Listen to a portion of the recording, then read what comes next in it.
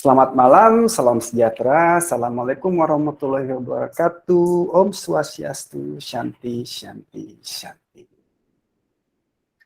Yang namanya Shanti itu nanti kepanggil. Oke, selamat datang di Obrol Jualan, Obrol Spiritual Jumat awal bulan, acara bulanan episode ke-10. Di episode ke-10 ini, saya akan mengangkat topik yang berjudul The Essentials, yaitu hal-hal yang esensial. Nah, saya ingin angkat sedikit dan sambil menyambut bulan Ramadan, yang bagi umat Muslim ini adalah suatu hal yang sangat menggembirakan, karena kita akan bercengkrama dengan Tuhan yang Maha Esa. Ya, selamat malam Mas Alfi. Sebenarnya acara Obrol Jualan ini idenya adalah dari teman-teman semua. Saya sering sekali didatangi teman-teman yang berkunjung ke tempat saya, kemudian kita sering ngobrol. Biasanya Jumat, Sabtu atau Minggu kita nongkrong di warung kopi gitu ya. Saya rasa alangkah baiknya kalau yuk kita bikin acara online rutin gitu. Memang sengaja bulanan, nggak bisa sering-sering. Saya ingin mengumpulkan teman-teman yang mungkin punya apa yang ingin dibahas gitu. Jadi sebenarnya ini forum buat kita semua. Saya tidak pernah berniat bikin forum ini satu arah dari saya ke teman-teman. Tapi yang ingin sharing, nanti ingin berbagi cerita, yang ingin bertanya, ingin diskusi, open. Dan acara ini tentunya cukup separuh tertutup gitu ya. Hanya untuk member-member saja. Karena memang yang saya harapkan adalah mereka yang kenal saya, yang baca buku saya mungkin, baca blog saya, ikut seminar, ikut kelas online saya. Forum ini adalah wadah teman-teman, sahabat semua untuk melanjutkan bahasan-bahasan yang mungkin belum tuntas di kelas-kelas itu. Ada pertanyaan yang belum sempat ditanyakan, belum sempat dijawab penuh. Nah, forum inilah tujuannya. Oke? Oke, jadi saya tidak cari penumpang, kayak angkot aja. Saya tidak mencari audiens yang banyak, enggak. Ini betul-betul untuk sahabat semua. Oke, kemudian banyak sekali topik-topik yang saya tulis di blog, seperti teman-teman semua sudah baca mungkin, juga mungkin di buku. Saya arahnya kepada mistisisme, saya seorang mistik, bisa dibilang begitu. Saya selalu tertarik dengan topik yang satu ini, yaitu ketuhanan. Hanya itu saja yang dibahas. Itu pun tidak pernah selesai membahasnya. Jadi akan sangat jarang kalau di saya menemukan topik-topik yang mengangkat urusan yang banyak duniawinya gitu ya, seperti berkarir yang sukses lah, inilah, wah kalau di saya salah alamat. Saya lebih tertarik dengan kebahagiaan, dengan bagaimana membina hubungan yang baik dengan Tuhan, bagaimana mengenal diri sendiri, bagaimana mengenal Tuhan kita. Itu yang jauh lebih bermanfaat menurut saya pribadi. Dan saya yakin beberapa teman-teman juga seperti itu. Yang ingin join di grup Telegram kita, Obrol Jualan, terbuka, silahkan. Itu juga wadah kepanjangan dari wadah yang malam ini, yang sebulan sekali ini. Di situ bebas bertanya apa saja. Syaratnya cuma open mind, ya. Dibutuhkan analisa, nalar yang terbuka, ya. Karena memang prinsip saya, seperti yang teman-teman sudah tahu, bagi saya Tuhan itu satu, Tuhan itu adalah untuk semuanya, Tuhan itu meliputi semuanya, dan Tuhan itu maha asik. Gitu kira-kira. Oke, seperti biasa saya mohon izin nih untuk mengingatkan kembali beberapa program-program yang saya gelar ya untuk teman-teman semua. Nah, saya share sedikit screen saya. Oke, sebentar, saya juga mau join di komputer satunya biar bisa ngontrol teman-teman yang baru join. Oke. Halo, Halo. tumben pakai merah. Iya. Lagi jatuh cinta ya? Iya dong. Selalu itu constant. Aduh, Mbak Ranita mah bisa aja. Oke, seperti biasa, ini buku saya, silakan. Oh ya, di sini ada Kang Abu loh, teman-teman semua. Wow, sekali terima kasih Kang Abu Marlo hadir di forum ini. Wow. Dan saya sedikit ingin mengutarakan ini kepada Kang Abu, yaitu sejak acara Dialog Positif, buku saya ludes. Habis banyak banget, sampai nggak kebagian.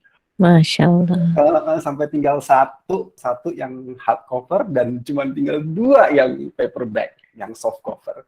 Saya harus pesan lagi. Ya, terima kasih Kang Abu, luar biasa pengaruhnya. Oke, yang ingin beli silakan di website saya bisa dibeli. Oke, ya tapi mungkin tinggal satu hardcover, 2 softcover atau paperback. Kalau masih ingin lagi, saya masih pesan paling 2 minggu lagi juga ada. Oke, juga ini yang saya jual di website saya, panduan meditasi keberlimpahan, juga banyak yang download sejak acara Dialog Positif. Pemberitahuan seminar saya akan saya gelar setelah bulan Mei ini, setelah Lebaran, jadi bulan Juni acaranya, tanggal 4 tanggal 5. Mengenai venue-nya lagi dicari-cari. Saya pengen ada perubahan, milih venue yang lebih baik, yang lebih nyaman untuk kita semua. Saya ngundang semua yang di Jakarta, di sekitar Jakarta maupun di luar Jakarta. Silakan persiapkan waktunya, kita bisa ngobrol lebih panjang lagi. Kita belajar meditasi, saya ajarkan juga teknik meditasi cakra ilahi yang bisa dibawa pulang sebagai kenang-kenangan. Ya tentunya kita diskusi panjang lah. Jadi walaupun di Jakarta saya akan nginep ya, jadi kita bisa spend after seminar untuk ngobrol lebih panjang lagi. Jadi manfaatkan. Oke, saya skip aja. Ini kalau private class seperti biasa ya, yang nggak sempat ikut regular class bisa ketemu di waktu yang dipilih, kapanpun itu. Kelas Healing by Knowing mungkin setelah seminar. Jadi tunggu aja pengumumannya. Ini hari ini. Nonton bareng juga nanti setelah Lebaran. Filmnya ada beberapa kandidat yang saya pilih. Seru-seru deh. Dan saya sudah punya tim untuk mentranslate, membuat subtitle ke bahasa Indonesia. So, saya punya bala bantuan. Seperti biasa, newsletter saya masih jalan, masih lancar. Teman-teman sudah mungkin juga menerimanya setiap minggu. Ya doakan aja, idenya masih ada. Yang barusan join sebagai member, nantikan hari Minggu ya newsletter saya.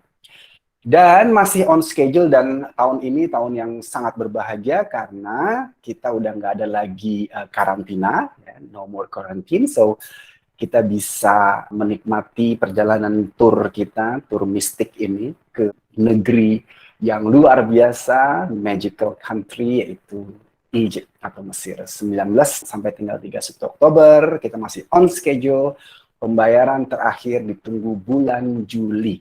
Dan lagi-lagi di tahun ini banyak sekali update dari saya untuk pembayarannya bisa transfer dan juga bisa via kartu kredit. Jadi website saya udah integrated dengan payment gateway. So, semua kegiatan saya umumkan, saya bagikan hanya kepada member.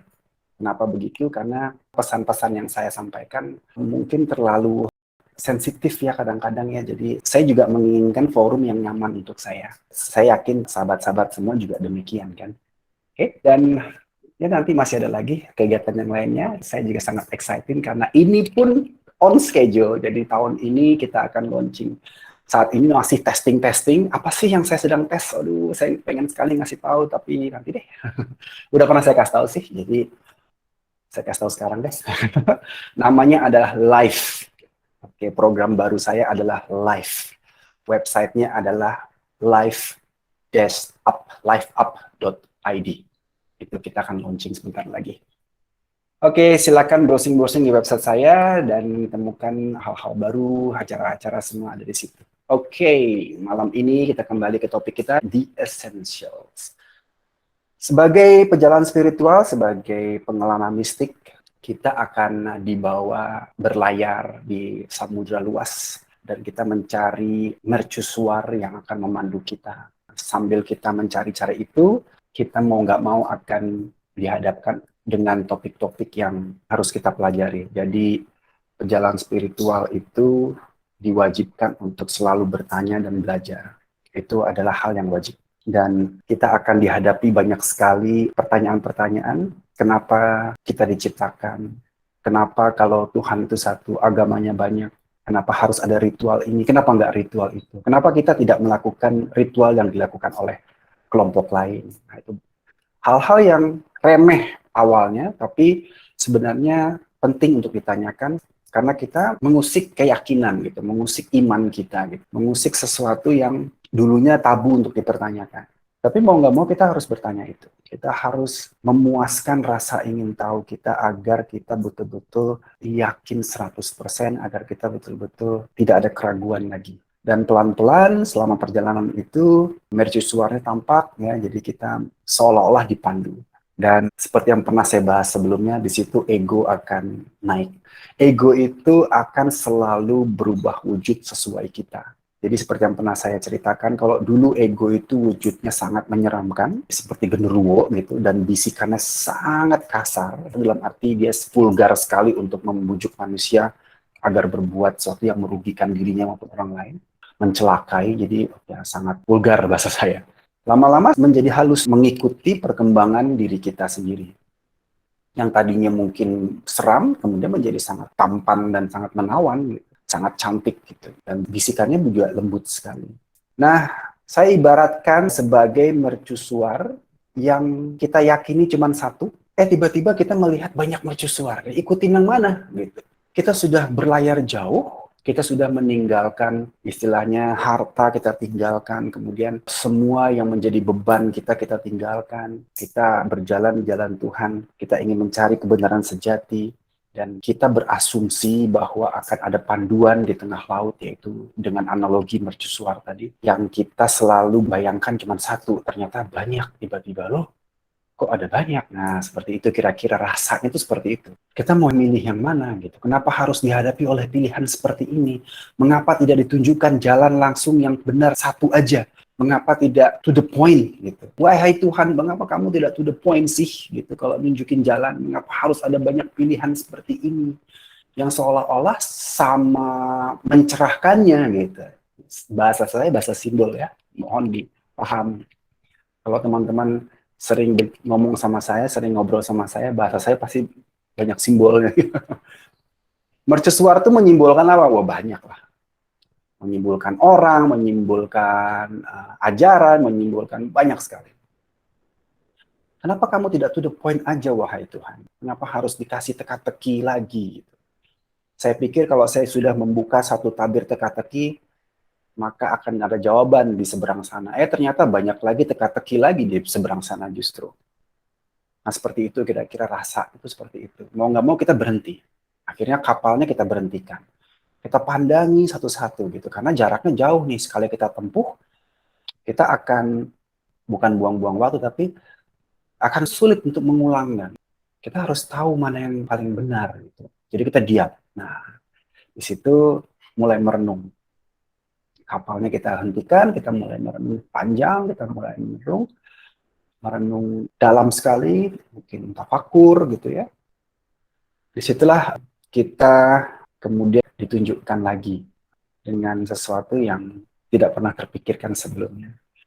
Sesuatu emerge, sesuatu muncul. Di topik emergence sudah pernah kita bahas ya. Emergence adalah suatu peristiwa kemunculan dari kondisi yang kompleks. Sesuatu yang baru akan muncul dari suatu sistem yang kondisinya sudah sangat kompleks, sudah terlalu kompleks. Akan muncul sesuatu. Itu hukum alam. Itu science fact, bukan science fiction. Itu bukan teori, itu bukan filosofi, tapi begitulah adanya. Nah, saat kita berpikir keras akan ada satu ilham. Jadi jangan takut saat mengarungi itu ya. Karena ilham-ilham itulah sebenarnya yang tidak bisa ditunggu, nggak tahu kapan datangnya, tapi akan datang. Karena kita akan cahaya-cahaya dari mercusuar itu berbeda satu sama lain.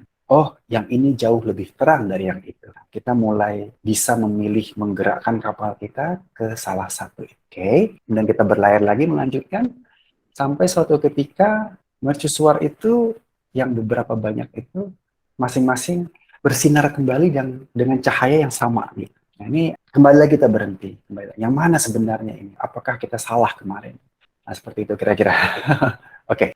Barulah kemudian kita mulai berpikir. Oke, kita mikir yang mereka ajarkan ke saya ini.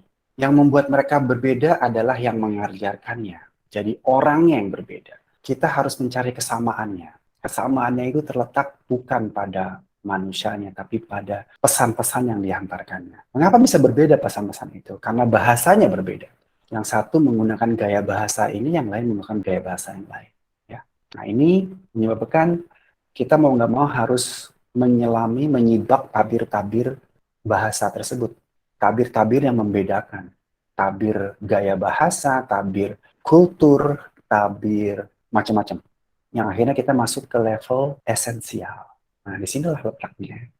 Jadi kalau kita kembalikan pertanyaannya ke semula, mengapa kita harus begini, mengapa tidak begitu? Mengapa agama banyak sedangkan Tuhan itu satu?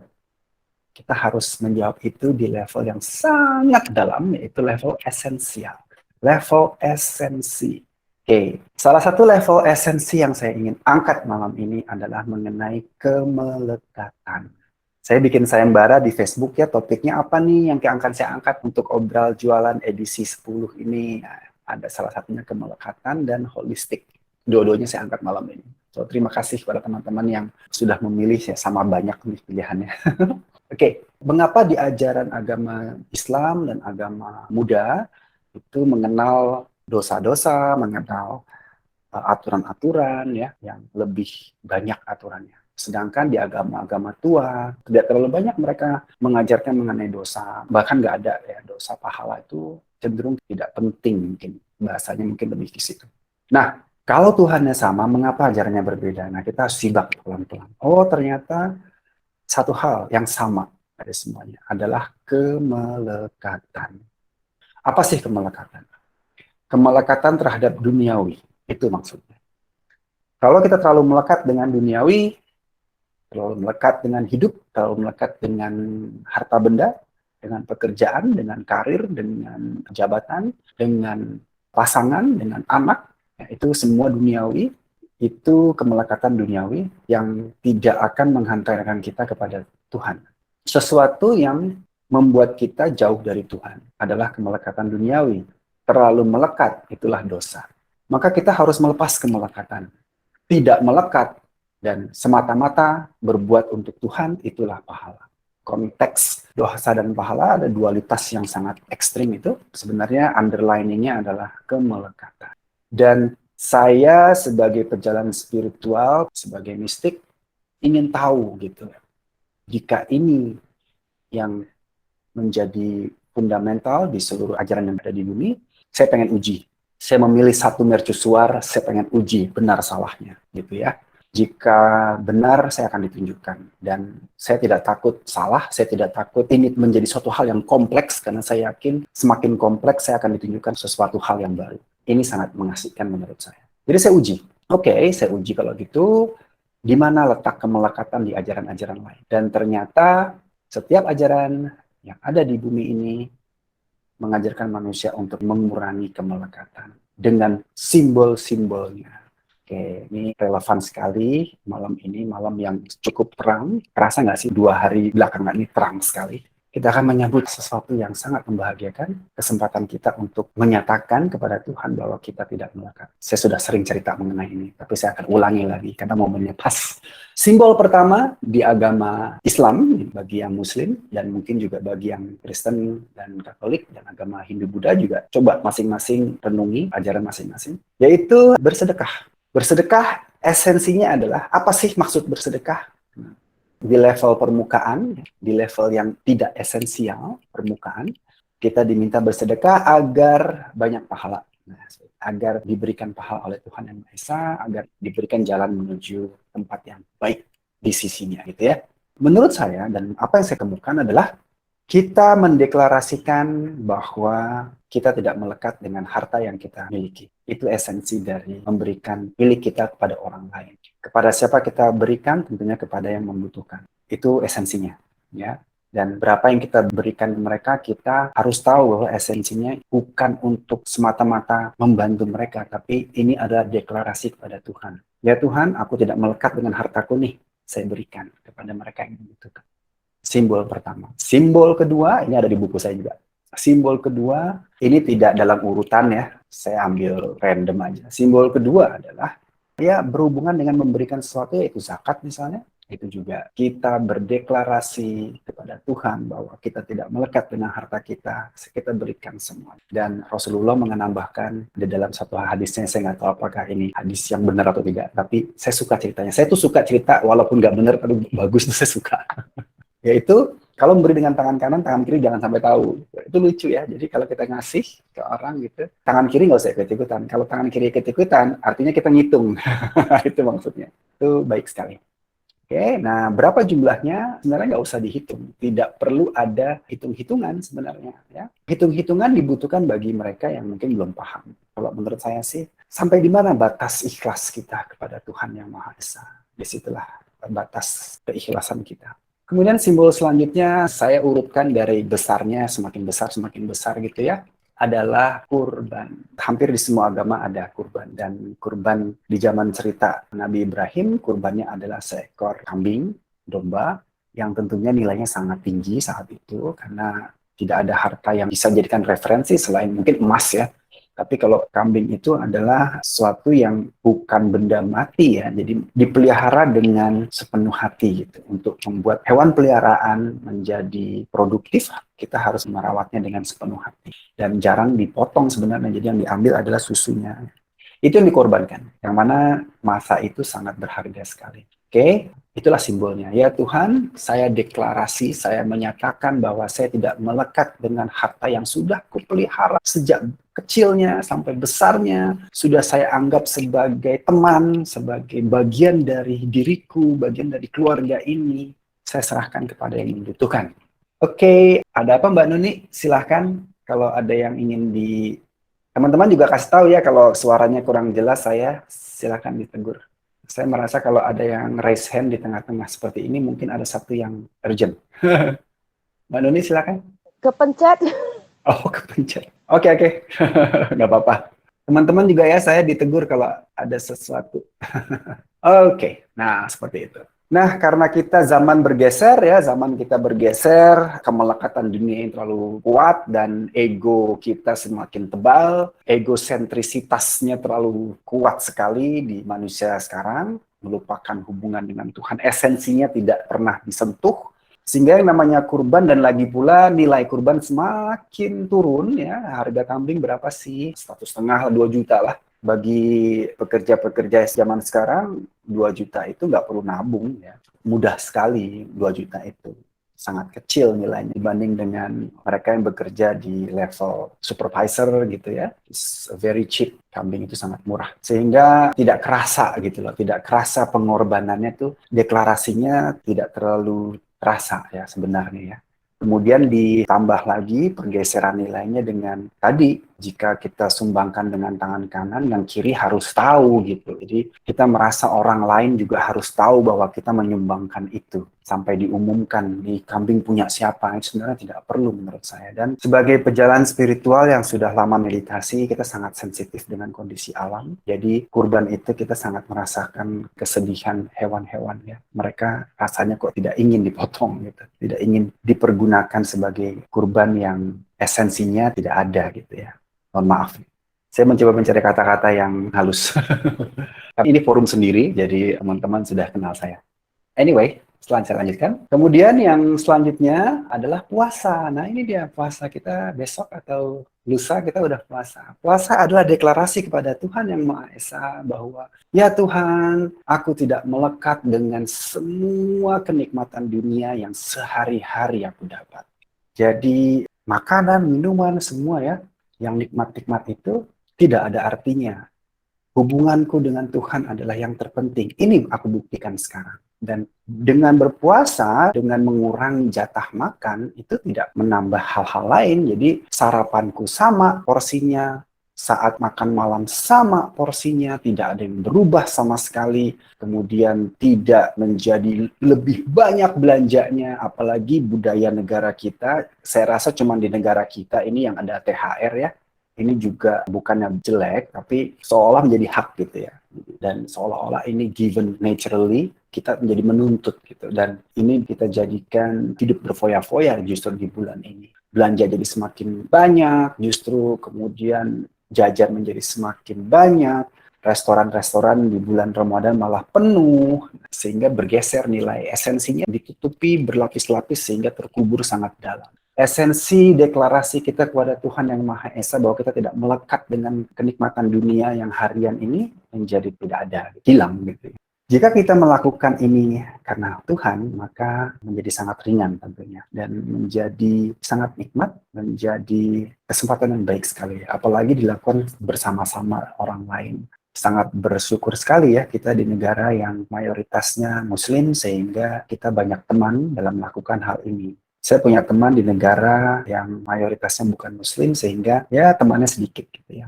Tapi sebenarnya nggak masalah sih. Yang penting esensinya. Oke, esensinya adalah deklarasi kepada Tuhan Yang Maha Esa bahwa kita tidak melekat sedikit pun dengan kenikmatan dunia yang kita lakukan sehari-hari. Dan 30 hari itu tidak jadi masalah. Gitu ya.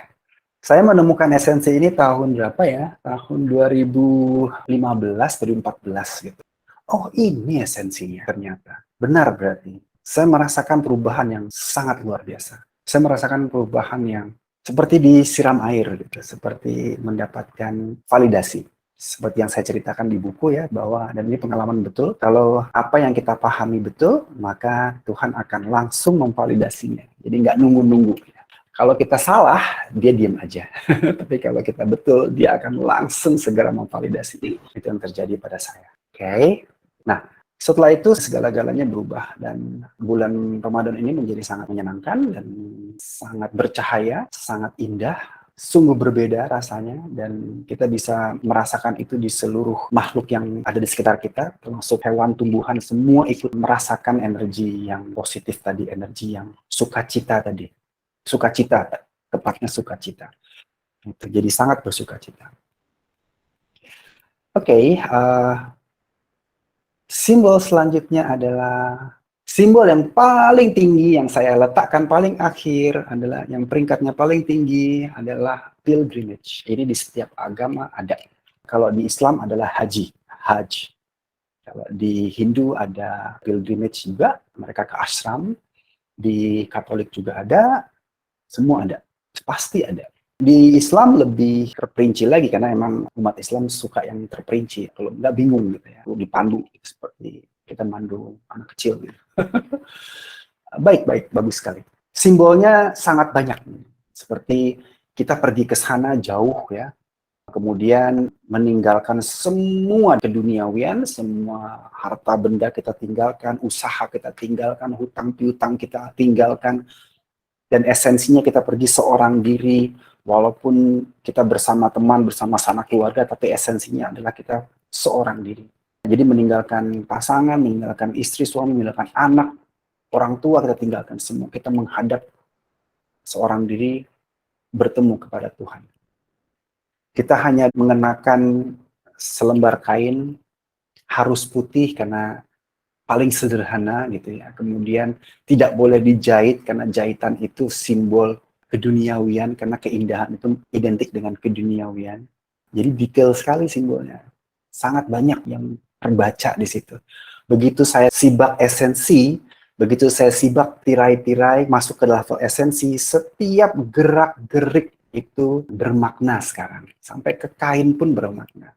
Hanya dengan jepitan aja ya, itu sangat sederhana.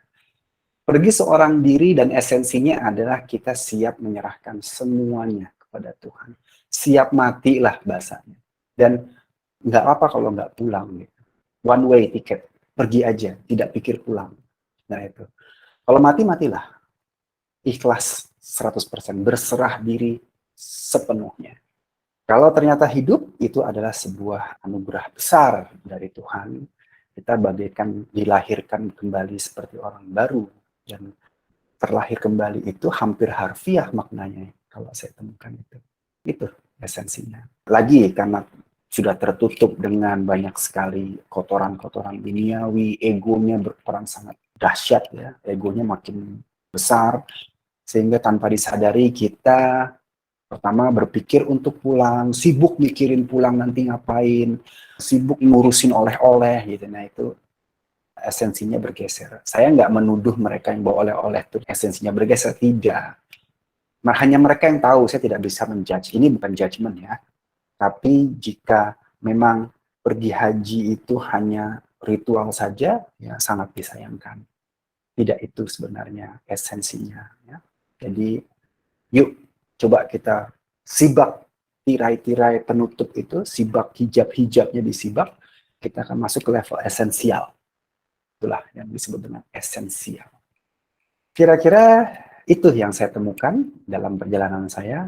Jadi semakin yakinlah saya bahwa esensi dari apa yang diajarkan oleh nabi-nabi kita, oleh guru-guru kita, oleh siapapun yang kita temui, esensinya adalah jangan melekat dengan duniawi, ikhlas di jalan Tuhan apapun yang terjadi, ikhlas sampai mati pun ikhlas, tidak perlu mempertanyakan mengapa saya harus mati hari ini, itu nggak perlu dipertanyakan sama sekali.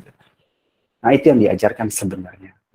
Jika kita paham yang esensial, kita paham itu, maka sebenarnya nggak perlu lagi kita ditakut-takuti dengan dosa, tidak perlu kita diiming-imingi lagi dengan pahala, surga. Otomatis kita akan menjadi manusia yang berada di jalan keikhlasan itu. Mercusuar yang tampak banyak itu kemudian menjadi satu. Saya seolah-olah melihat satu mercusuar tapi di balik cermin, banyak cermin. Seperti kita masuk ke rumah cermin itu, kalau kita ke Dufan itu kan ada rumah kaca gitu ya, banyak cerminnya gitu. Masuk, kita melihat banyak sekali pantulan diri kita di cermin-cermin yang banyak gitu ya. Padahal kita satu. Nah, saat kita memandang seperti itu, kita melihat banyak pilihan, tapi sebenarnya kalau kita memandang ke dalam, sebenarnya cuma satu. Mercusuar dalam arungan kapal kita di samudera luas ini ternyata cuma satu, dan sudah benar sejak awal kita hanya dibisikkan oleh ego kita untuk selalu mempertanyakan kamu salah, coba diuji lagi ya. Itulah tugasnya ego, dan kita penuhi itu dengan belajar. Lama-lama kita akan menemukan bahwa ternyata begitulah gitu. Esensinya itu. Oke. Dan nikmat sekali loh kalau kita bergeser dari yang non esensial kemudian menggunakan pikiran yang esensial, itu cara pandang kita berubah total, berubah. Kita memandang orang tidak lagi di permukaan, kita masuk ke dalam, tidak lagi kita ragu-ragu hanya dengan warna kulit yang berbeda, bahasa yang berbeda, intonasi, cara berucap yang berbeda, warna kulit, kultur, bahasa, apalagi agama yang berbeda. Kita akan segera cepat sekali masuk ke dalam diri orang itu dan mengenali dia dari dalam. Kemanapun kita berada, dan itu terjadi alamiah. Menyikapi peristiwa juga sama. Saat terjadi peristiwa sesuatu, kita akan memilih untuk memberi jeda diri kita untuk tidak segera mengambil keputusan, berpersepsi, menilai. Enggak, kita akan melihat ada pesan di balik itu. Ada pesan di balik pesan, di balik pesan, di balik pesan. Semua kita masuk ke dalam level esensial. Dan hidup itu indah sekali. Hidup itu penuh sukacita. Hidup itu penuh kebahagiaan. Tidak perlu ada yang dikhawatirkan. Ya, oke, sampai situ pembahasan kita. Dan tentunya kita akan berpikir secara holistik. Mudah sekali untuk switch ke level yang utuh. Gitu. Tuhan itu utuh. Tuhan itu mengayomi semuanya. Tuhan itu ada di setiap manusia. Dan jika kita berbicara dengan orang, sebenarnya kita berbicara kepada Tuhan yang ada dalam dirinya. Makanya kalau di Hindu kan salamnya namaste. Secara mistik, maknanya adalah saya sujud kepada Tuhan yang ada dalam dirimu. Setiap makhluk yang ada di alam ini, makhluk hidup maupun makhluk yang mati, ya, tanah, batu, angin, semua itu bagian dari Tuhan. Jadi kita setiap saat sebenarnya sedang bercengkrama dengan Dia. Gitu, ya. So that's it. Terima kasih teman-teman. Sekali lagi saya ingin tekankan teman-teman semua, ini acara-acara kita ya. Ini forum ini saya buat untuk teman-teman semua, untuk sahabat-sahabat semua. Acara ini tidak pernah saya harapkan satu arah. No. Acara ini adalah kepanjangan dari seminar saya, kepanjangan dari diskusi-diskusi yang biasa saya didatangi teman-teman, kita diskusi di warung kopi, di kantor saya, dimanapun kita ketemu. Kemudian di chatting, ada yang chatting di WhatsApp, ada yang di grup. Nah, inilah forum saat kita bertemu online, kita bisa diskusi. Jangan malu-malu, tidak ada yang menghakimi teman-teman semua di sini ya. Wah, pertanyaan saya terlalu simpel, nanti takut supaya diketawain. No. Tidak ada satupun pertanyaan yang terlalu simpel sampai tidak ditanggapi. Nggak ada di sini. Bebas ya. Yang hadir di sini adalah member dari keluarga besar Erianto Rahman gitu ya.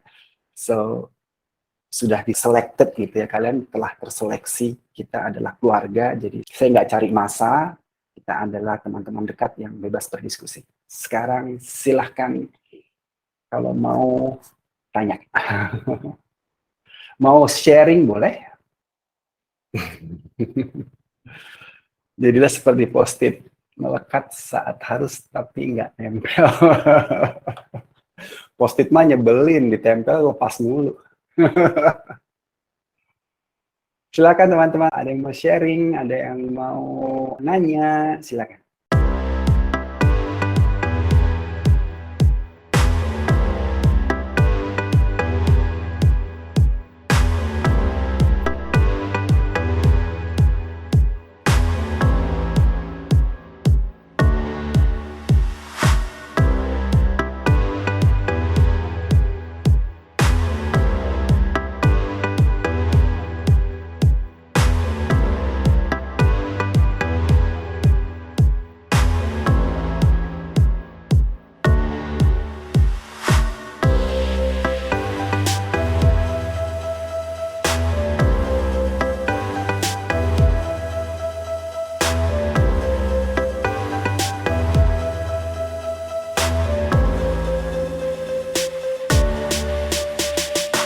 Oke, ada yang mau nanya nih kayaknya. Bunda Ani, silakan.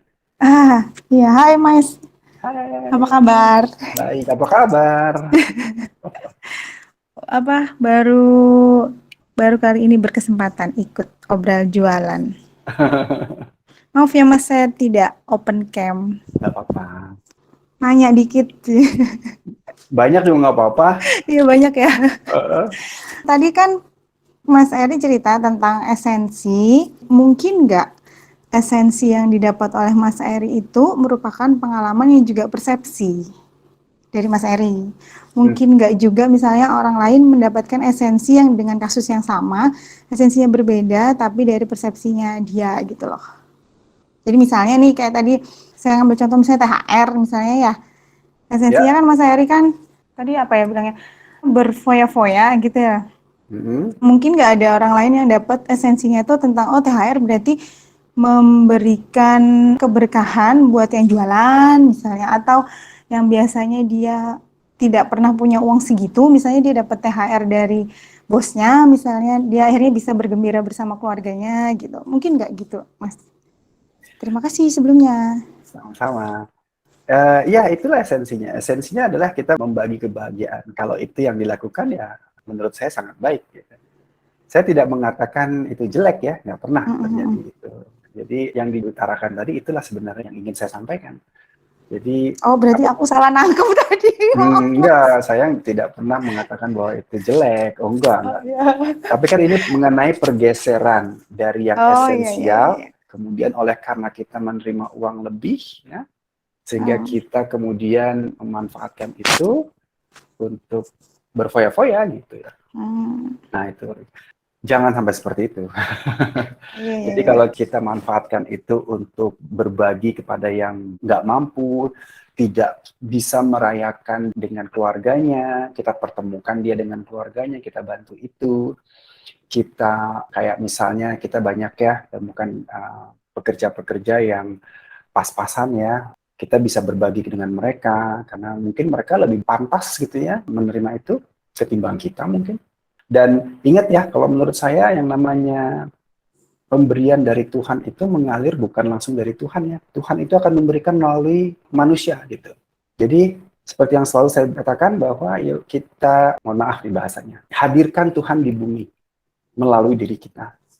Jadi kalau kita kerap sekali meminta rezeki pada Tuhan, kita berikan rezeki pada orang lain. Gitu. Karena rezeki itu datangnya dari orang. Kita dititipkan itu untuk memberikan pada orang lain. Kalau kita level keikhlasannya begitu, sangat baik sekali. Lagi-lagi kembali kepada deklarasi tadi, itu kita tidak melekat dengan itu. Gitu. Kan di lain sisi, saya juga ngalamin ya, sangat menanti-nanti yang namanya uang lebih itu, karena kita punya kebutuhan yang kita udah tunda-tunda lama, kita tunggu nanti nih kalau aku dapat ini kita beli ini. Nah itu kan saya dulu ngalamin seperti itu loh, dan itu tidak lagi terjadi seperti itu Mbak Ani, kira-kira semoga tidak salah paham.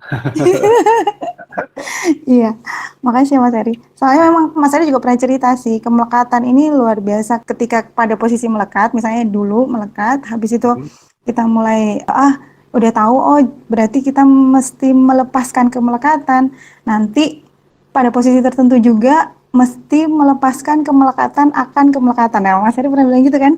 Iya. Jadi rumit sekaligus sederhana, sederhana sekaligus rumit. Ya kalau nggak susah, nggak mungkin. Banyak sekali simbol-simbol di agama kita yang, waduh, semua yang ada di ajaran agama kita saat ini, nggak cuma Islam, Kristen, Katolik juga, sampai ke Hindu, Buddha, mengenai itu kok. Hanya mengenai itu. Coba deh perhatiin, kalau teman-teman sekarang kembali lagi ke agama masing-masing, buka kitabnya, semuanya sampai ke tulang-tulangnya istilahnya, cuman itu yang diajarin. Coba deh. Dan banyak sekali simbolnya. Nah, berarti memang sangat sulit sebenarnya untuk mengajarkan manusia bahwa jangan melekat di dunia ya, jangan terlalu melekat. Bukan berarti juga dengan tidak melekat maka kita nggak bisa makan gitu, nggak gitu.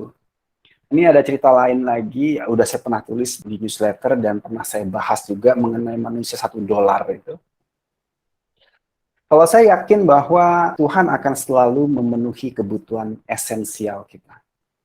Percaya deh, yakin deh, saya udah membuktikannya. Kita tidak akan pernah kelaparan, itu nggak akan. Itu kayaknya saya sudah bisa yakin, itu dijamin kok. Nah, itu esensial. Dan kita kalau ngomong esensial, Tuhan menjamin yang esensial. Jadi selama ini kita kan bekerja, kemudian kita dari tahun ke tahun ya kita pindah pekerjaan atau kita naik jabatan, gaji kita naik. Yang dulunya mungkin hanya 1 juta gitu sebulan, sekarang udah mungkin ada yang 10 juta, ada yang 20, 30, sampai ada yang 100 juta sebulan. Kemudian kita merasa bahwa itulah nilai saya, itulah valuasi saya.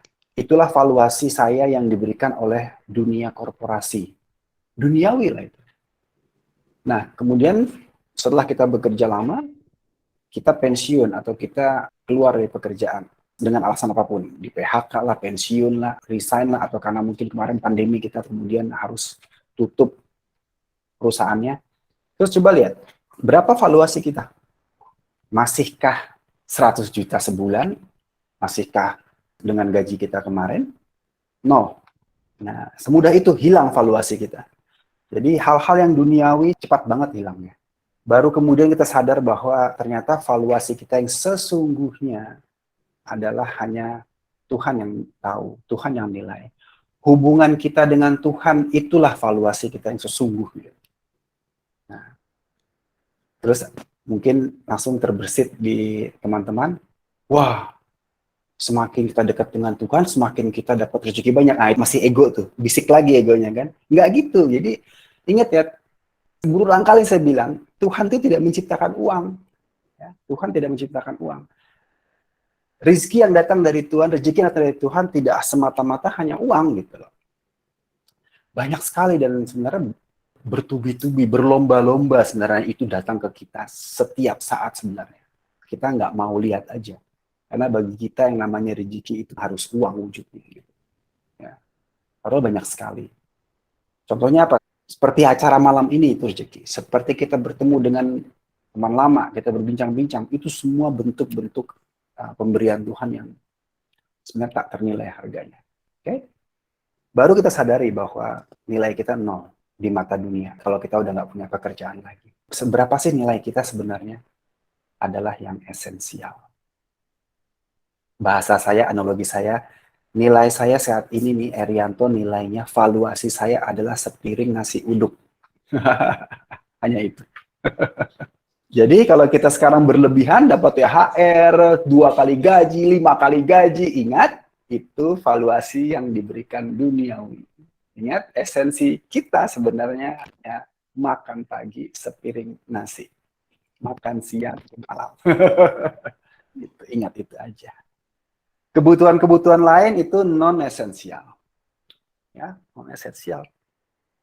Apa misalnya? Selain makan ya non-esensial menurut saya. Itu aja. Oke. Panjang ya Bunda Ani, tapi kira-kira bisa Makasih banyak. dipahami. Iya. Saya orangnya suka ngoceh soalnya. Oh iya, saya suka dengerin kok.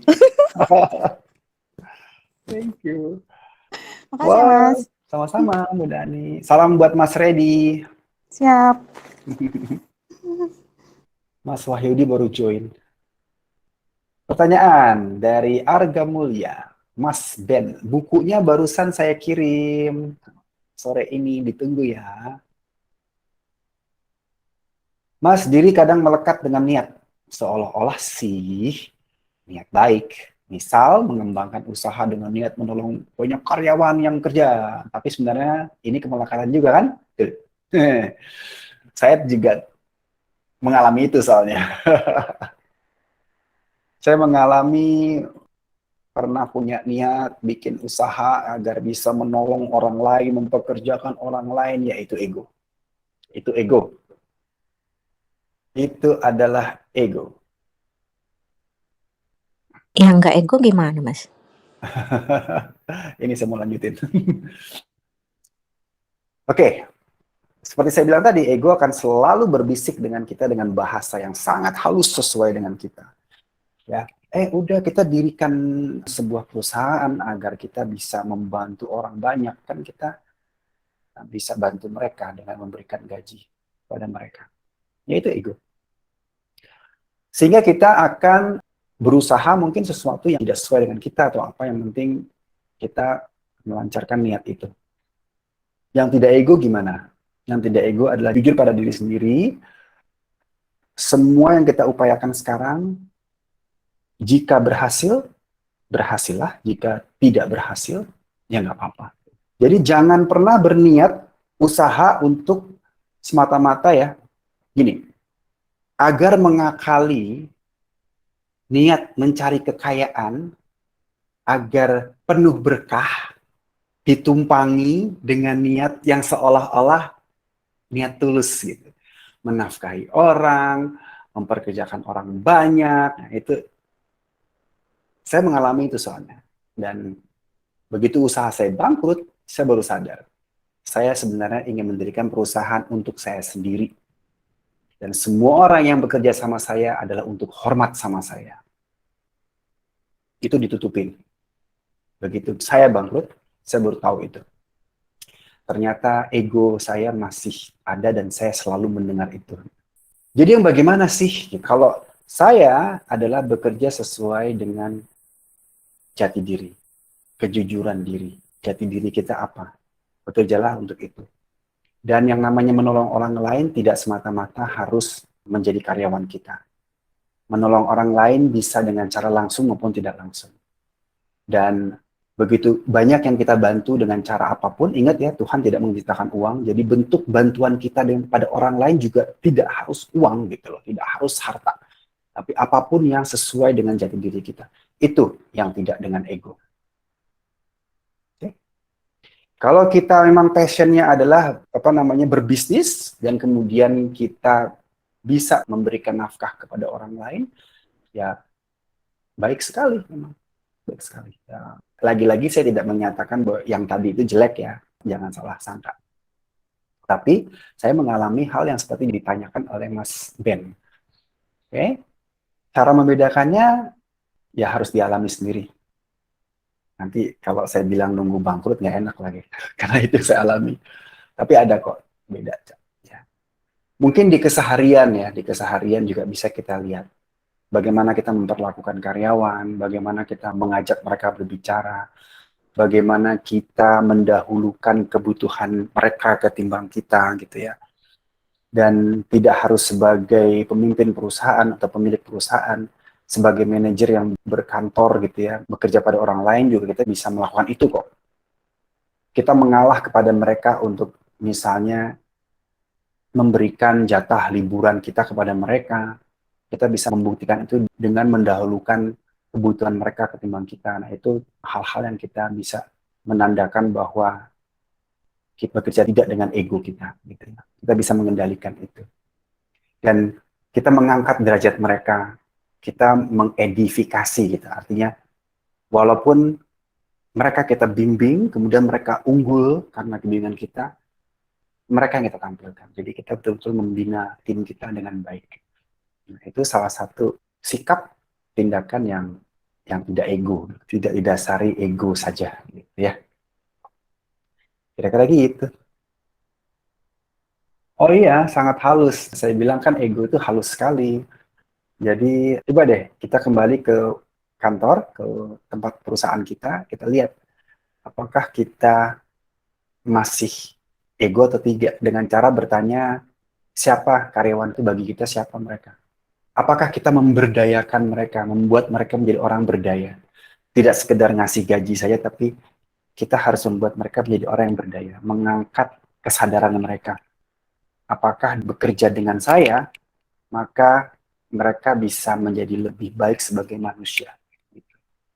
Dalam arti yang inner ya, inner. Bukan dengan kebutuhan fisik saja gitu. Oke? Nah, kira-kira seperti itu. Silakan Mas Kamal. Selamat malam, Mas Heri. Malam. Saya mau bertanya. Sharing boleh, nanya boleh. Iya, saya mau bertanya tentang, tadi kan Mas Heri bahas tentang ego ya, Mas. Hah? Ah, itu barangkali ya, ini mungkin bahasanya memang nggak ini, tapi mungkin barangkali saya mau bertanya, kira-kira esensinya apa ya dari ego itu? Ciri-ciri, misalkan, bukan ciri-ciri ya, mungkin esensi dari si ego itu apa sebenarnya? Oke. Itu, terima kasih. Ego adalah identitas kalau ngomong soal esensi. Ego adalah identitas. Ego adalah nama kita, ego adalah menjadi diri, tapi ya identitas lah. Apa bahasa identitas? Ego adalah posisi kita, ego adalah status kita, ego adalah ya itu ego, identitas. Dan identitas ini selalu berdualitas, ya, selalu punya dualitas. Artinya, dengan kata lain, ego selalu punya syarat. Ciri-ciri ego adalah selalu pamrih, selalu punya syarat. Itu cara mengenal ego. Dan kalahnya ego adalah dibawa ke ranah yang tanpa syarat. Ego bingung tuh, dia nggak bisa memahami sesuatu yang tanpa syarat, itu nggak bisa dia. Kalah di situ, itu wilayah yang tidak bisa dijamah oleh ego kita. Maka kita harus menanggalkan identitas kita. Ya. Kalau dibawa ke diskusi tadi ya, pemilik perusahaan, tanggalkan itu. Itu hanya identitas. Tanggalkan identitas kita, karena itu penuh dengan syarat. Kita bawa ke tanpa syarat. Jadilah manusia yang seutuhnya.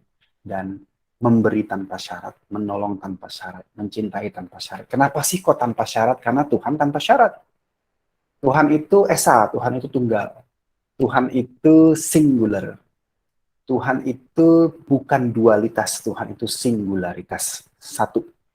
Nah, bahasa manusia bahasa yang sangat primitif ya, sangat syarat dengan dualitas. Tidak ada satupun bahasa di bumi ini yang bermakna singularitas, semuanya dual. Jadi contohnya kalau saya katakan Tuhan itu satu di kepala kita, oh Tuhan itu tidak dua, tiga, empat. Jadi ada padanannya gitu loh, ada lawannya, ada antonimnya, ada lawan katanya. Kalau saya ngomong Tuhan itu tunggal, langsung di kepala kita, oh berarti tidak ganda.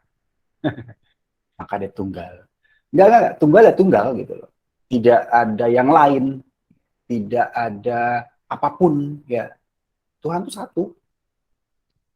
Kalau saya bilang Tuhan itu kasih atau cinta gitu, atau saat kayak membahas Tuhan itu penuh cinta gitu, maka di benak kita, di kepala kita akan berpikir, oh cinta itu lawan dari benci.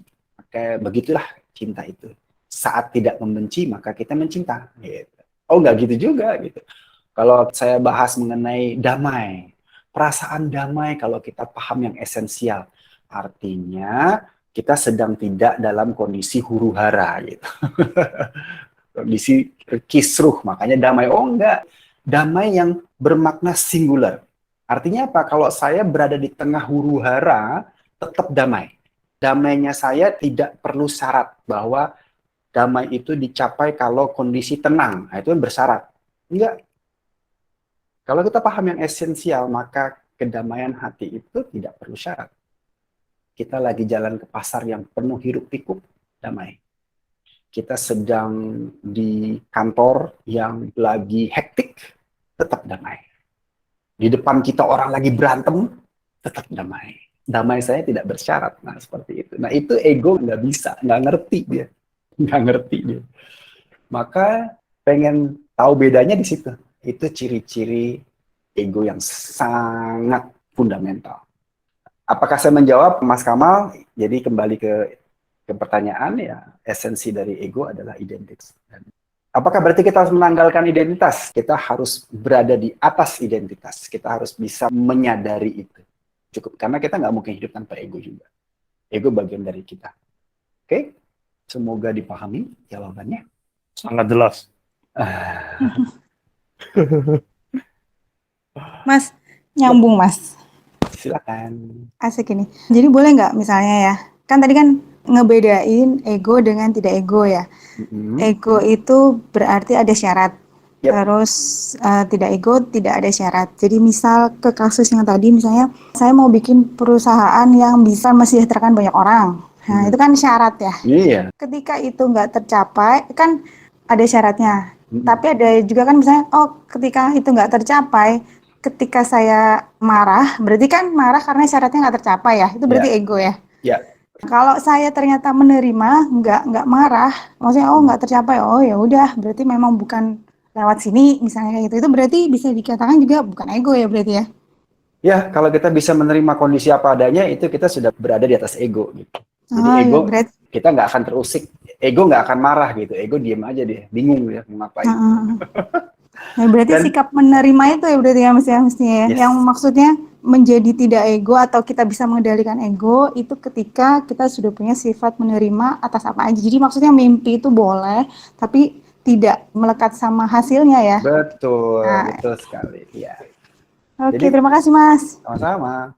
Bagi yang pengusaha, bikin aja gitu, nggak usah diembel-embelin apa, bikin aja. Jadilah orang yang sekaya-kayanya, udah itu aja deh. Nanti begitu diterima duitnya, nah itu ujiannya. Mau ngasih ke siapa nih duitnya? Gitu. Dan bagaimana kita memberdayakan orang. Bikin usaha udah niat yang gitu-gitu, itu aduh udah deh, mulai dulu gitu. Nggak usah mikir macam-macam. Itu pengalaman saya soalnya. Oke, makasih. Sama-sama. Itulah. Dan ya menerima, jadi nggak boleh punya angan-angan. Oh silahkan punya angan-angan yang sebanyak-banyaknya, setinggi-tingginya kalau perlu. Tapi kalau nggak tercapai ya udah. Kalau di agama Buddha itu ada ritual-ritual yang diajarkan kepada murid-muridnya adalah, pernah lihat mungkin di TV atau pernah dengar, mereka ada kayak platform dari kayu gitu, alas kayu gitu ya. Kemudian mereka ada toples gitu di tempat-tempat itu ada pasir warna, pasir tapi diwarnain gitu, macam-macam warnanya. Terus mereka menggambar dengan pasir. Jadi ambil sejemput pasir, terus mereka tuang pelan-pelan di atas alas kayu tadi yang rata gitu ya. Rata, sempurna, mulus gitu. Dan horizontalnya sejajar gitu. Gambar yang rumit. Jadi mereka menggambar motif yang rumit sekali. Warnanya tuh, wah. Dan mereka melakukan itu 8 jam. Dari pagi sampai sore. Oke. Setelah jadi, diapain? Dibuang. Udah dibuang. Besok mulai lagi. Bikinnya sungguh-sungguh tuh. Bikin 8 jam mereka. Kadang-kadang sendiri, kadang berdua.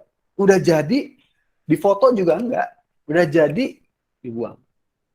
Selesai. Besok mulai lagi. Itu juga pasirnya udah nggak bisa dipisahin lagi karena udah nyampur gitu.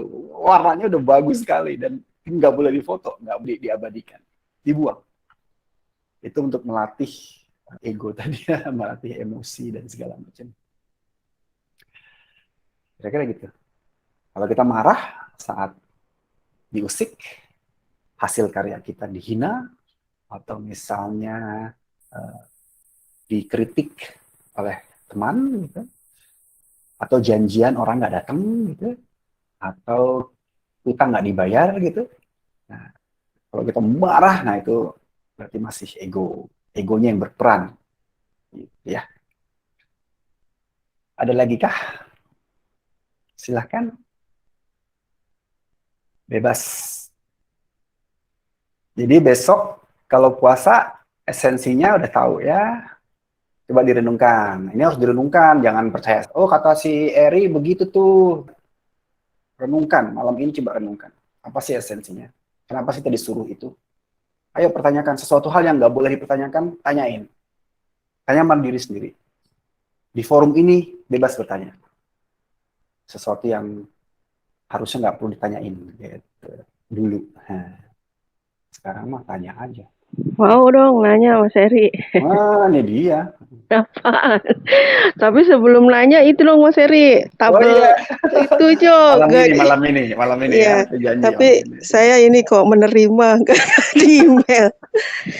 Mas Eri, kalau misalnya tadi kan puasa itu esensinya menahan hawa nafsu misalnya. Dan ketika orang itu udah bisa menahan hawa nafsu dalam artian udah enggak egonya udah di luar ego gitu ya. Apakah perlu puasa Mas Eri?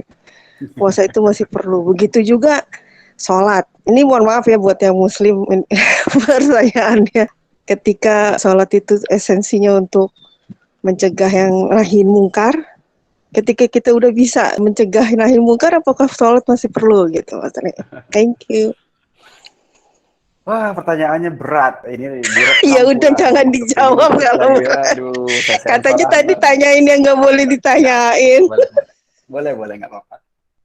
Nanti kan saya sensor juga.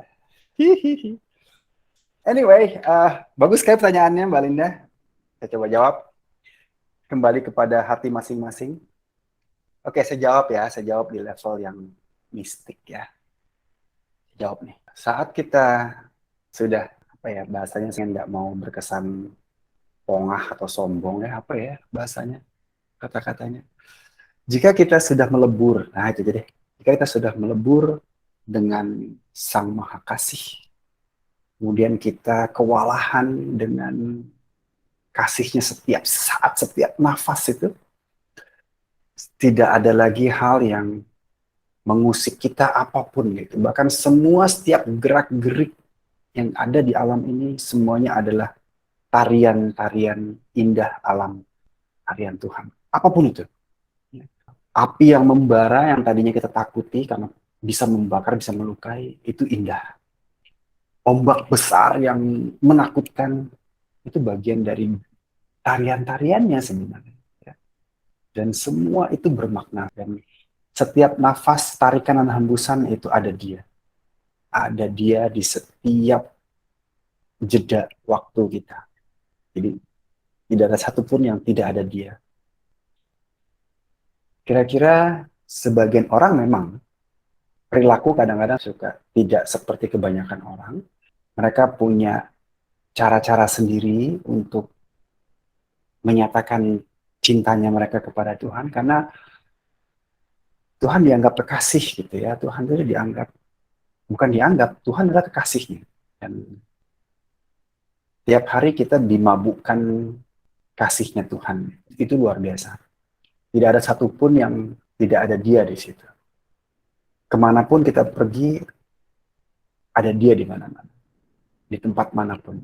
Nah, orang-orang yang seperti ini biasanya punya cara sendiri untuk menyatakan cintanya kepada Tuhan. Dan sulit saya menjawab pertanyaan Mbak Linda tadi. Tidak akan saya berikan jawaban langsung Mbak Linda, tapi begitu. Dan dulu kalau saya melihat mereka yang begitu, saya akan menjudge. Dia salah. Dia sudah menjauhi aturan yang harusnya dilakukan. Sekarang saya tidak begitu lagi. Tidak bisa buru-buru seperti itu. Dan tidak lagi bisa melihat orang hanya dari tampilan saja gitu. Ya. Biasanya mereka yang begitu tidak ketahuan di permukaan justru ya. Saya memilih menjawab pertanyaan Mbak Linda dengan cara seperti ini, Mbak Linda. Tidak akan ada jawaban langsung dari saya. Silakan dipahami. Ya. Iya, terima kasih Mas Eri. Jadi sedih saya. Kenapa? Sedih nggak tahu. Jawabannya bikin sedih. Oh, Tapi ya? ya memang itu rasanya. Soalnya dulu waktu kecil tuh ada mbah saya di Jawa Timur sana.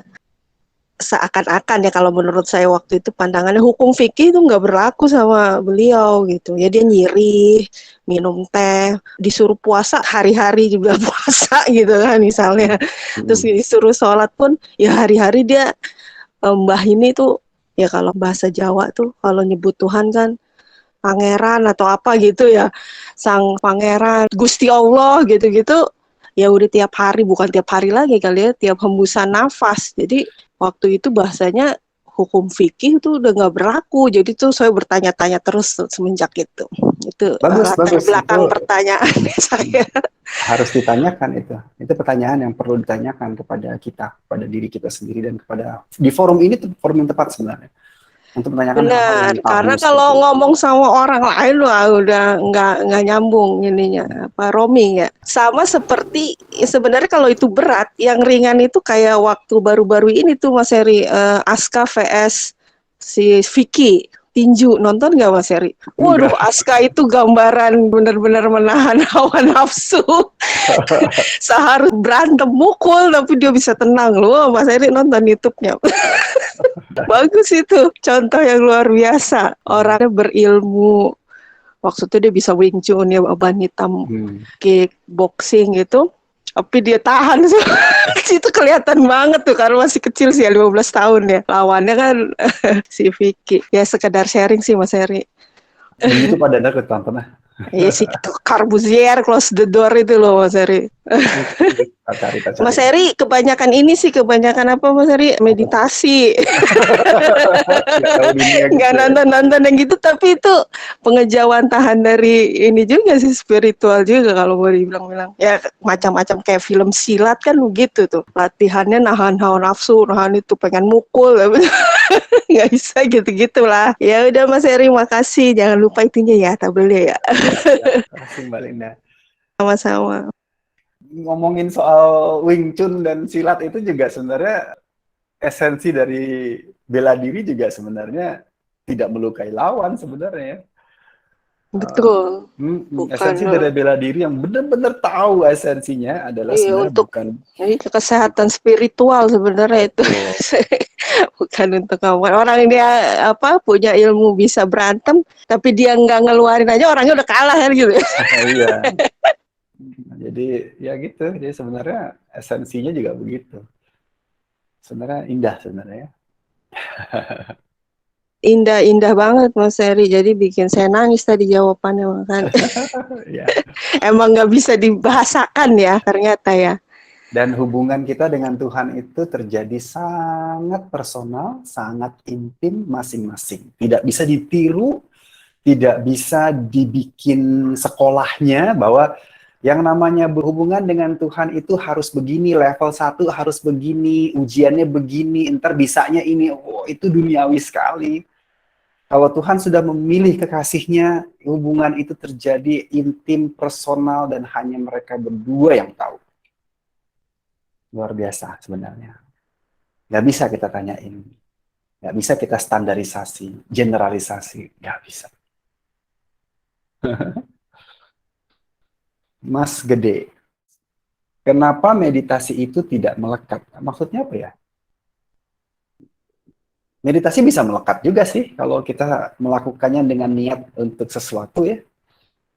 Jadi saya juga sering ditanya, Mas Eri, meditasi saya niatnya apa? Begitu pengen niat, ya udah nggak usah meditasi lah gitu. Esensinya hilang.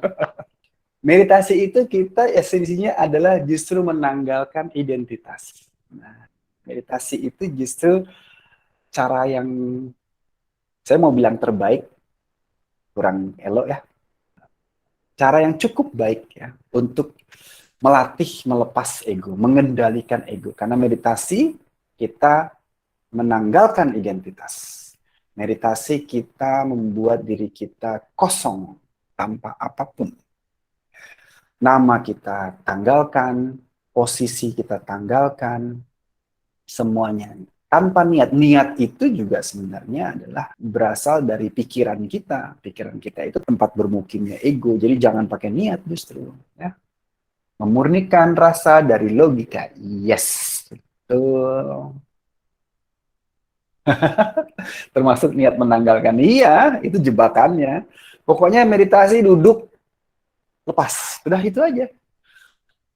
Ya, boleh nggak meditasi pakai niat? Boleh, banyak meditasi pakai niat. Saya juga membuat meditasi dengan niat, yaitu meditasi berkelimpahan contohnya. Meditasi cakra ilahi contohnya, itu dengan niat. Tapi kalau mau benar-benar meditasi yang esensial, tanpa niat. Kosong saja. Memurnikan rasa dari logika. Bagus sekali Mas Wahyudi. Yeay, terima kasih. Logika kita matikan, shut down kalau kata adik saya, shut down. Siap Mas Eri? Shutdown ya. Nah itu kalau dia ngajak saya meditasi. Semua shutdown. Oke.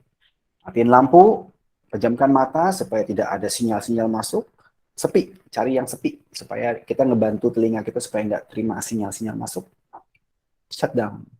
Gelapin lampu malam hari kalau perlu maksud saya. Biar nggak ada apapun yang mempengaruhi logika kita.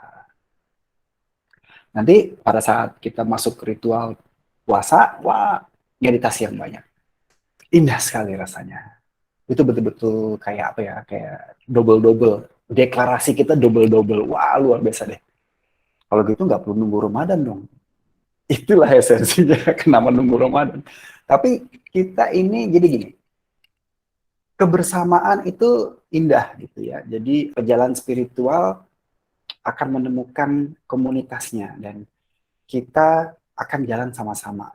Esensinya sendiri-sendiri, tapi kalau kita sama-sama itu kita akan saling membantu.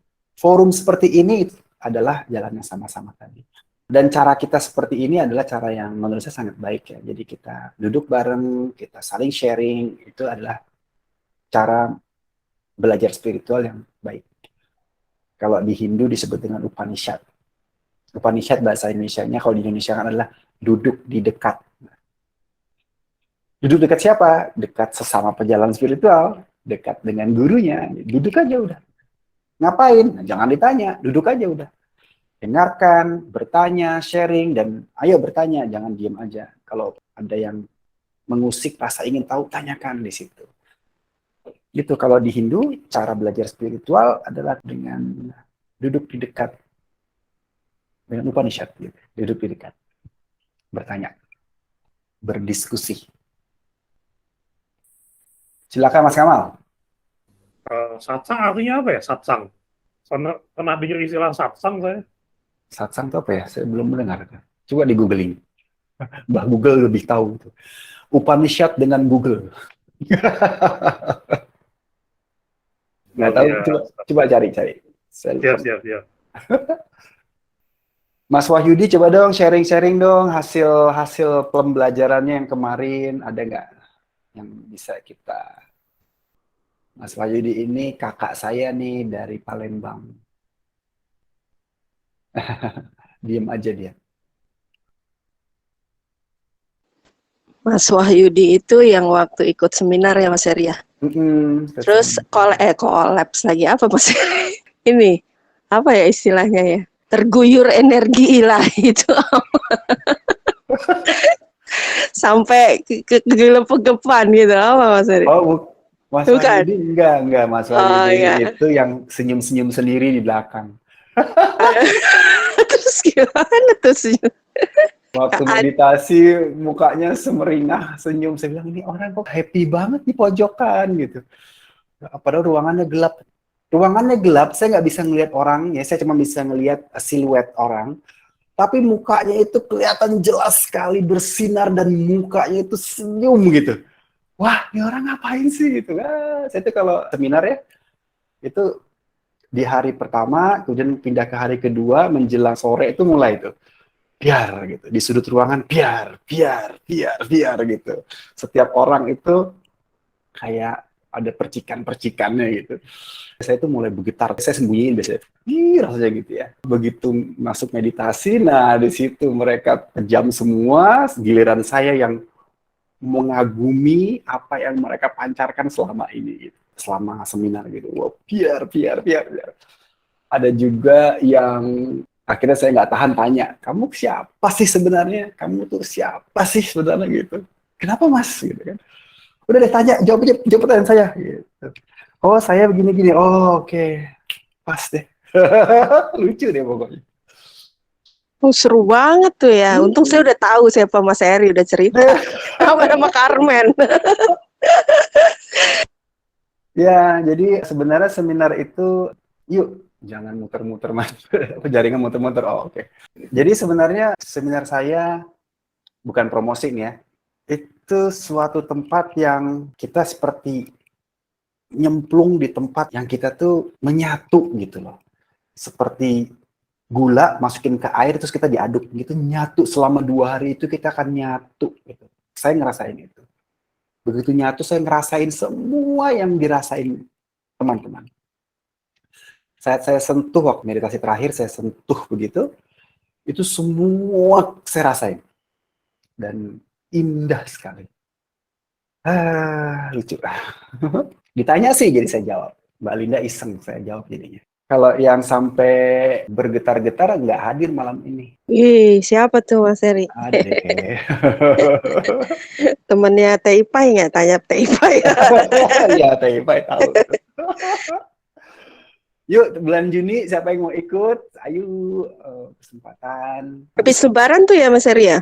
Habis Lebaran, jadi Oh, ya, nikmati dulu perayaan hari rayanya, kembali ke kehidupan masing-masing setelah berhappy-happy dengan keluarga, nanti kita baru seminar. Dan kayaknya nggak akan gini ya, saya tuh nggak nyari masa gitu loh. Jadi kalau nanti seminar, nggak mungkin tiap bulan, 2 bulan juga nggak harus gitu. Jadi kalau datang ini aja, kalau datang energinya bulan ini nih. Gitu. Jadi saya udah terlalu terbiasa mengambil keputusan dilandasi dengan gerak hati. Susah dijelaskan, susah banget. Dan oke, salah satu contoh tahun ini tahun yang luar biasa ya buat saya. Berkenaan dengan usaha yang sekarang lagi vakum gitu ya. Ternyata tahun ini terbuka jawabannya. Dan ini saya simbol aja, nggak perlu saya buka terlalu detail. Sesuatu yang saya nilai rugi gitu. Maksudnya kebanyakan orang akan nilai usahamu tuh gagal atau rugi. Sebenarnya nggak sama sekali. Itu adalah sesuatu yang nggak mungkin bisa diulangi, nggak mungkin bisa orang tiru, nggak mungkin bisa semua orang mengalaminya. Hal yang saya alami itu mahal sekali harganya. Mahal sekali dan tidak akan ada yang bisa mengalaminya gitu selain saya. Dan itulah pelajaran. Jadi kalau udah kayak gitu ya nggak ada yang namanya gagal karena hikmah itu cerita bersambung. Hikmah itu akan selalu membawa lanjutan-lanjutannya gitu. Jadi jangan sampai kita begitu ngalamin kita nilai oh ini maksudnya selesai. Enggak, no. Biarkan itu terbuka terus. Jangan pernah kita simpulkan. Jangan pernah kita tutup. No. Semua kita buka. Tidak ada satupun yang saya tutup apapun itu. Pertemanan apalagi misalnya, kemudian usaha, apapun itu. Oke? Karena akan terus mengundang kelanjutan. Oke, manfaatkan deh kalau sempat ya, disempatkan ikut seminar saya. Kita ngerasain. Kalau yang udah pernah ikut silakan kalau mau tanya-tanya kepada mereka apa sih yang didapat. Dan nggak bisa online sayangnya ya. Saya udah mikir gimana caranya online, tetap nggak bisa. Harus offline. Amin. Nah, masih jadi ngomporin. Mbak Ranita tuh udah ikut private class dia, beliaunya. Arya Jaka sudah, banyak kok yang udah. Kemarin ada seorang kawan di tempat lingkungan kerja saya eh, menahan saya untuk stay di ruangan itu yang tempat saya habis meeting itu. Masih muda jauh di bawah saya, hampir 10 tahun kali lebih. Dia bertanya sama saya, gimana mas? Dia nanya, intinya adalah mengenai situasi kerja dan lain-lain. Saya jawab saya gini, bagi saya apapun yang saya kerjakan itu tidak pernah saya bedakannya. Jadi kalau saya di lingkungan usaha, lingkungan kerja, saya akan jadikan tempat itu tempat saya, rumah saya. Orang yang ada di situ adalah sahabat-sahabat saya. Jadi kalau kita ke tempat manapun, nggak akan pernah merasa kewajiban, harus. Nggak pernah. Dan semuanya jadi nikmat sekali.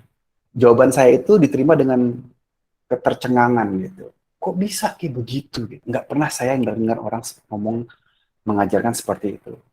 Nah, jawaban saya itu jawaban yang semerta-merta aja, saya nggak pakai mikir gitu. Tapi ternyata jawaban yang itu agak mencengangkan gitu. Dan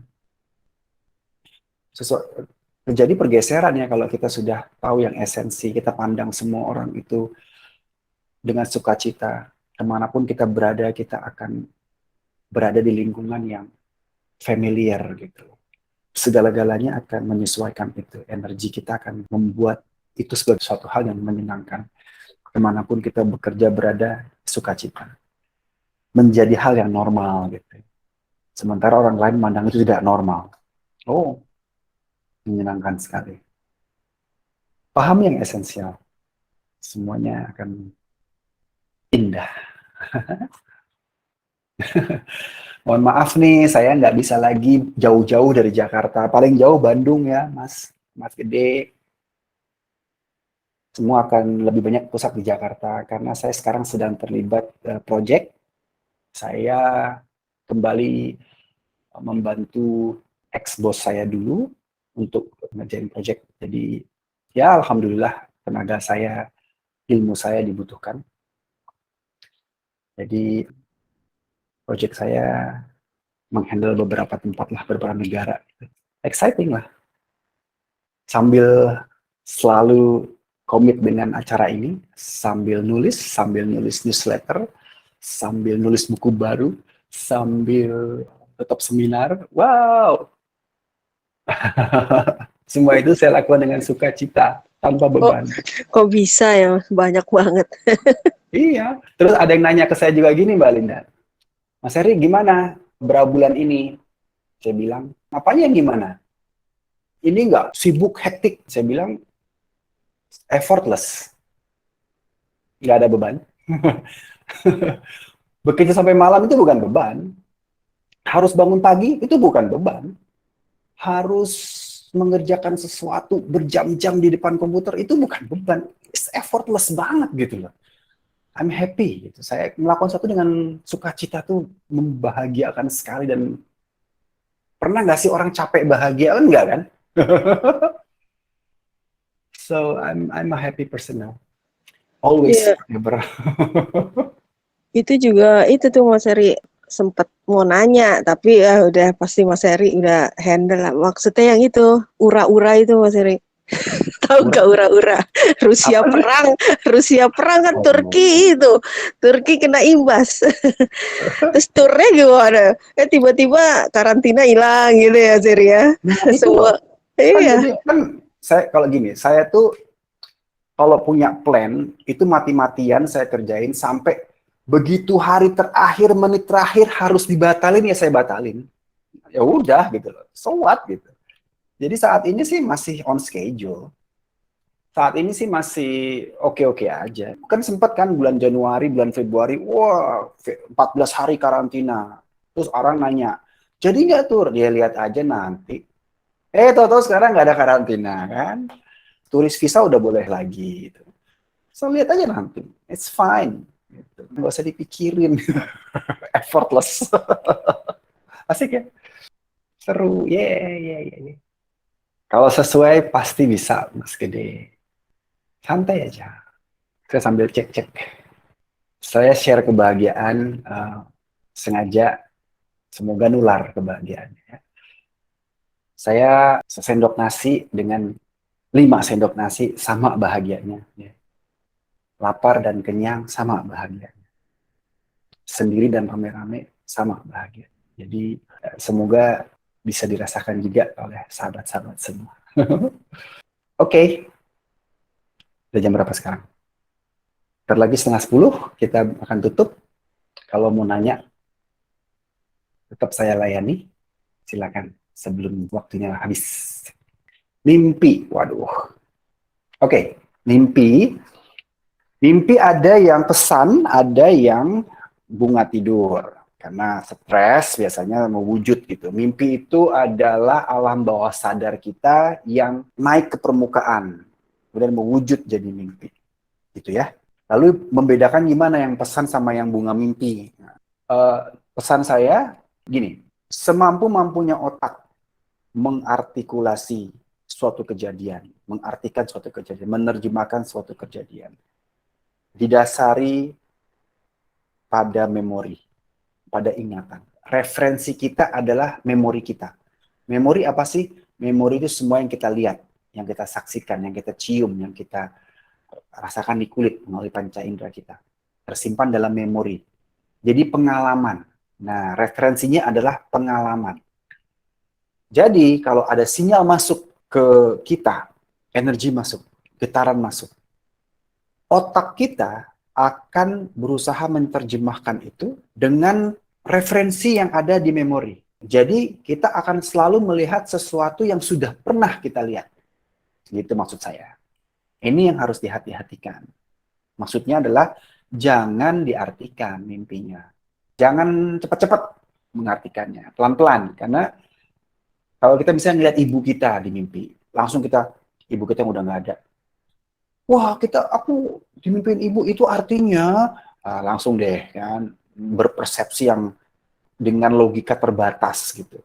Padahal belum tentu itu, karena itu otak kita aja yang mengambil referensi itu, gitu loh ya. Bisa aja itu ibu orang lain, gitu. Tapi ibunya itu yang diambil, itu ibu. Itu contoh mudah sekali. Saya pernah mimpi contohnya nih, ini soal mimpi sekarang. Saya pernah mimpi gini. Saya pernah mimpi membeli, gini, saya waktu masih SD itu pernah tinggal di suatu pulau. Namanya Pulau Sambu di Riau. Rumahnya rumah Belanda waktu itu. Rumah dinas orang tua saya. Rumah Belanda, rumah panggung, rumah tua. Desain Belanda. Saya mimpi, saya udah dewasa, saya kesana lagi. Saya lihat rumahnya udah makin tua, udah makin reot gitu ya. Saya beli rumahnya. Begitu masuk ke rumah itu, saya panggil kontraktor saya untuk ngebenahin rumah itu. Sambil rumah itu dibangun, saya udah tinggal di situ sama keluarga saya tinggal di situ. Terus di situ saya dibantu sama 4 orang, 2 laki-laki, 2 perempuan. Mereka tuh kayak orang yang udah kerja situ lama, usia mereka sekitar ya 40 tahun gitu. Oke, kok lost connection saya.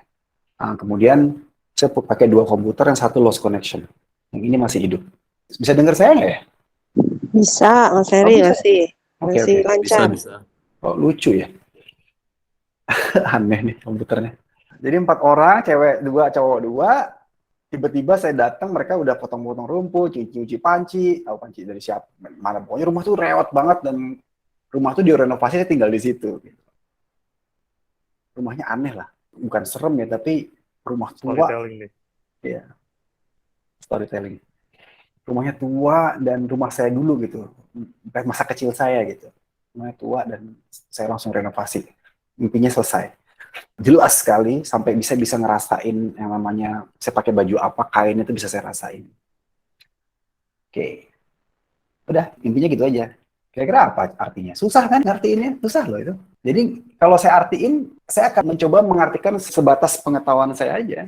Jangan diartikan. Jadi jangan diambil pusing gitu. Nanti juga jalan sendiri. Udah itu aja sih. Terus artinya apa? Emang mau tahu?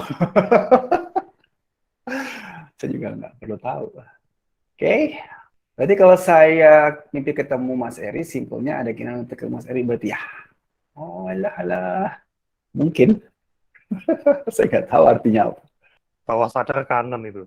Bisa bukan dengan saya ya, bisa loh. Jadi itu hanya mengambil memori aja, gitu. Mengambil preferensi dari otak, dari memori kita.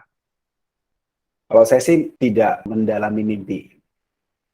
Saya tertarik kalau punya mimpi yang rada-rada aneh, tapi saya nggak pernah mau mempersepsikannya.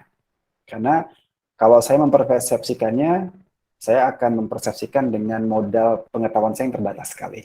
Artinya gini, menutupi kejadian itu. Jadi gini, saya biarkan alam itu membanjiri saya dengan semua kemungkinan.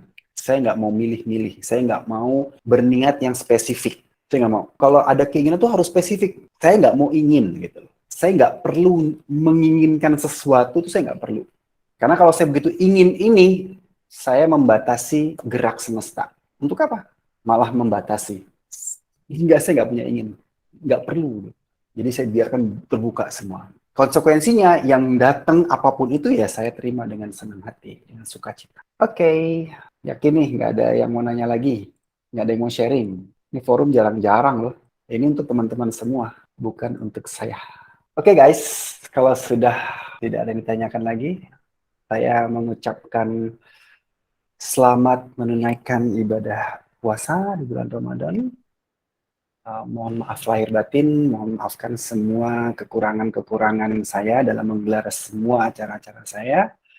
Semua itu saya lakukan karena saya suka, saya gerak hati, tidak ada yang dipaksakan, semua lakukan untuk teman-teman semua yang bisa menikmatinya, merasakan manfaat dari situ. Tapi tetap segala kekurangan mohon dimaklumi. Selamat bercengkrama dengan Tuhan esok hari atau lusa. Siapa yang mulai duluan? Om Pimpa. Kemudian Tuhan itu maha asik, Tuhan itu maha bersahabat, Tuhan itu maha luar biasa, Tuhan itu segalanya. Apalagi ya? Kemudian renungkan apa yang didapat malam ini.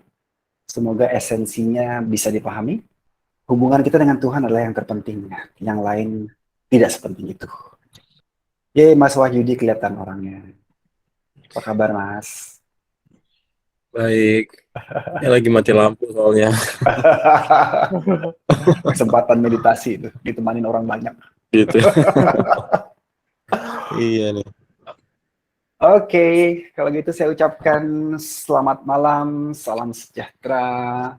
Assalamualaikum warahmatullahi wabarakatuh. Terima kasih, Mas Eri. Terima kasih, Mas Eri. Waalaikumsalam. Terima kasih. Salam.